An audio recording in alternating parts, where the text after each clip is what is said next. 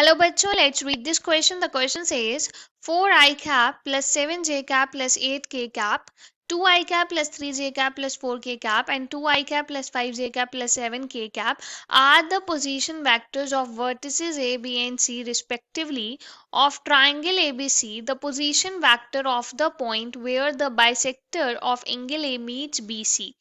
Option A 2 by 3 of minus 6 I cap minus 8 j cap minus 6 k cap. Option B 2 by 3 times of 6 I cap plus 8 j cap plus 6 k cap. Option C 1 by 3 times of 6 I cap plus 13 j cap plus 18 k cap. Option D 1 by 3 times of 5 j cap plus 12 k cap.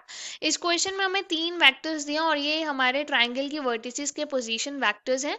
ABC हमारा triangle है और हमें position vector find करना उस point का जहां पे angle A का बाइसेक्टर BC को मीट करेगा. So for this firstly we see the key concept to solve the question.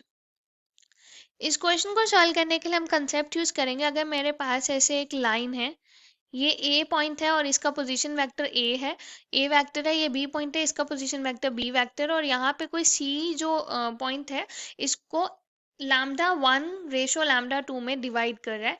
Then position vector of C, this is P, यहाँ पे ये मैंने पोजीशन लिखा है.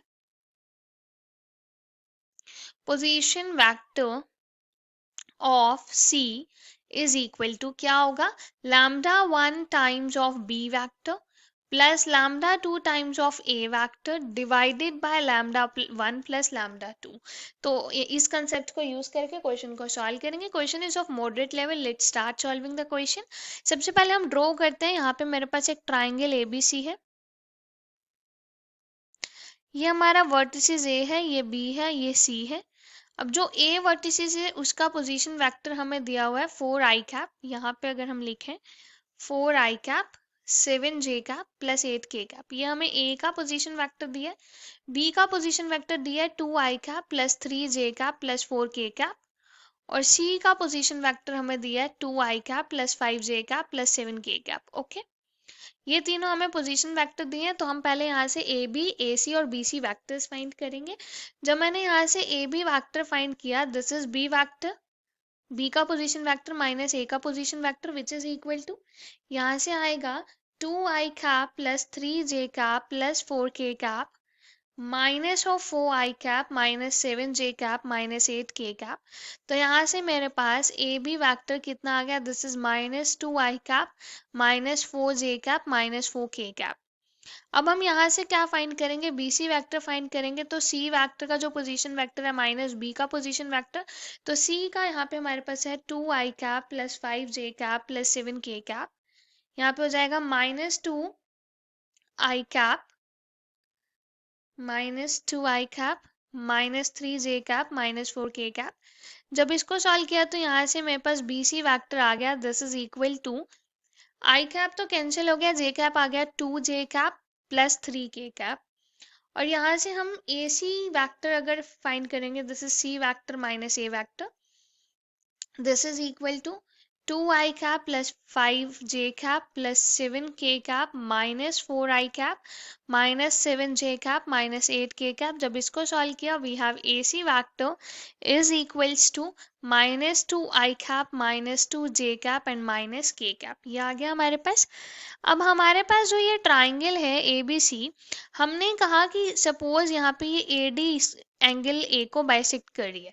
तो अगर ये एंगल A को बाइसेक्ट कर रही है तो ये जो हमारा एंगल है ये इस वाले एंगल के इक्वल होगा. This angle must be equal to this angle. Okay, तो ये दोनों एंगल इक्वल होंगे.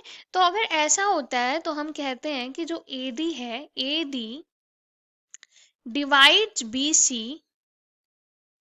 यहाँ पे ये डिवाइड्स है,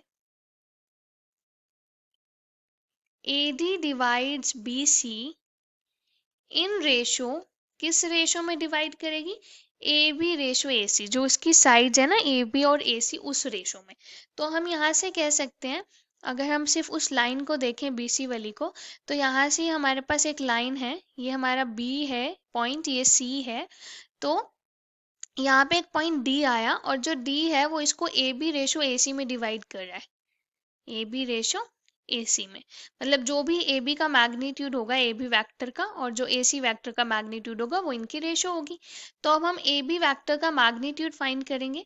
सो AB vector magnitude is equals to square root of, यहाँ से अगर देखें -2 है आई कैप, मतलब -2 का स्क्वायर इज 4, प्लस यहाँ पे आएगा -4 का स्क्वायर 16, प्लस यहाँ पे भी 16, this is equal to square root of, जब इनको ऐड किया तो आया 36 विच इज इक्वल टू 6। ऐसे ही हम BC वेक्टर का भी मैग्नीट्यूड फाइंड करेंगे, this is square root of 4 + 9 which is equal to square root of 13। ऐसे ही हम AC वेक्टर का भी मैग्नीट्यूड फाइंड करेंगे which is square root of 2 का जो स्क्वायर है 4 प्लस यहाँ पे भी 4 + 1, this is equal to square root of 9, square root of 9 is equals to 3। तो ये हमारे पास AB vector, BC vector, AC vector के मैग्नीट्यूड आ गए। अब यहाँ से D का क्या पॉइंट आएगा, अगर हम अपना फॉर्मूला अप्लाई करें जो हमने की कंसेप्ट में देखा था, तो D के पोजीशन वेक्टर क्या होगा, position vector of D is equal to AB magnitude multiplied with C का पोजीशन वेक्टर प्लस AC का मैग्नीट्यूड मल्टीप्लाइड विद B का position vector divided by AB का मैग्नीट्यूड प्लस AC का magnitude. तो जब यहाँ पे वैल्यू पुट की, this is equal to 6 times C का पोजीशन वेक्टर है 2i cap plus 5j cap plus 7k cap plus AC का मैग्नीट्यूड इज 3 और B का position vector 2i cap plus 3j cap plus 4k cap divided by, यहाँ पे value आएगी 6 + 3, so this is equal to 6 to the 12, 12i cap plus 30j cap plus 42k cap plus 6i cap plus 9j cap plus 12k cap divided by 6 + 3 is 9। This is equal to, जब I cap वालों को हमने add किया तो हमारे पास आ गया 18 आई cap, जे cap वालों को प्लस किया, सॉरी यहाँ पे भी प्लस किया तो 18 आई कैप आया, यहाँ पे प्लस किया 39 जे कैप आएगा। के कैप के लिए सॉल्व करेंगे तो यहाँ पे हमारे पास आएगा 54 के कैप डिवाइडेड बाय 9। तो हमारे न्यूमरेटर से 3 कॉमन आ रहा है तो हमारे पास आएगा this is equals to 3 times of 6 I cap plus 13 J cap plus 18 K cap and divided by 9। तो जब इसको कैंसिल करेंगे ये 1 पे और ये 3 पे कैंसिल होगा, this is equal to 1/3 times of 6 I cap plus 13 J cap plus 18 K cap. So the final answer is 1/3 6 I cap plus 13 j cap plus 18 k cap, that is option C. Hope you understood it well. Best of luck. Thank you.